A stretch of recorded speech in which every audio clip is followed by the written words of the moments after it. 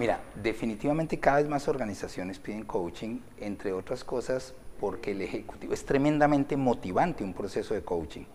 El ejecutivo siente que están invirtiendo en su desarrollo, que le están poniendo un apoyo y es un excelente y tremendo complemento a procesos de capacitación, porque antes las organizaciones querían resolver todo capacitando. Entonces el coaching termina siendo el gran complemento de la capacitación.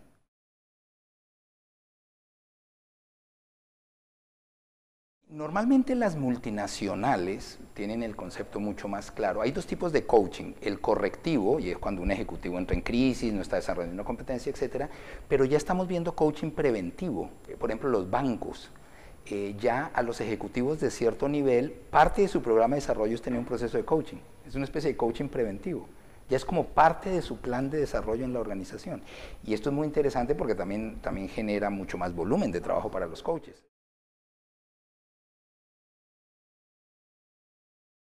No te sabría dar un número exacto, pero sí hay indicadores muy claros de que un buen proceso de coaching cambia radicalmente competencias de alto impacto en el ejecutivo, porque cambia comportamientos, ¿sí? Cambia el día a día, cambia el hacer. Creo que el gran secreto aquí es enlazar el proceso de coaching con qué comportamientos específicos tienen que cambiar, porque son los que van a generar esos impactos. Entonces, y el gran reto es medirlo. El gran reto que tenemos los coaches es entrar en el mundo numérico, en el mundo de medir los resultados, sin enlazarse 100% a esos resultados.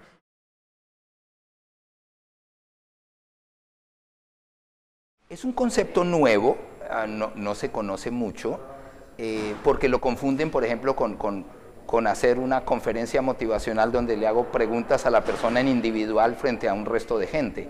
Se confunde con una especie de pseudoterapia grupal, se confunde con procesos outdoor donde a la gente la llevas a la montaña, etc.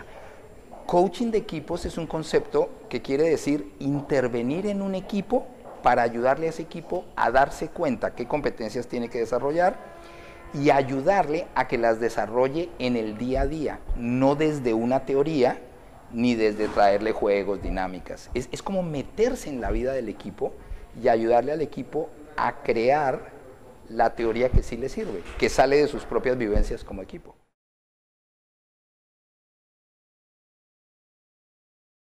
Me tocó trabajar con un grupo directivo, no puedo decir la empresa, en donde eran personas de 4 nacionalidades diferentes. Eran 7 personas de 4 nacionalidades diferentes. Entonces, el tema cultural estaba siendo un problema muy serio. Te doy un ejemplo. Cuando había uno que hablaba poco español, cuando querían que no escuchara, hablaban en español. Y eso estaba generando una serie de conflictos.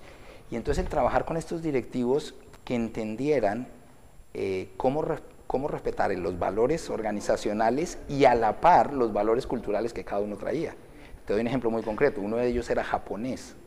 Y entonces él decía, la empresa era japonesa, y él decía, en esta empresa nadie se puede abrazar ni saludar de beso, porque eso relaja la disciplina. Dile eso a un latinoamericano. ¿Sí? ¿Cómo hacerle entender a ese japonés que en Latinoamérica, y presupongo que en España también, nos podemos abrazar y saludar de beso, y eso no tiene nada que ver con la disciplina del trabajo?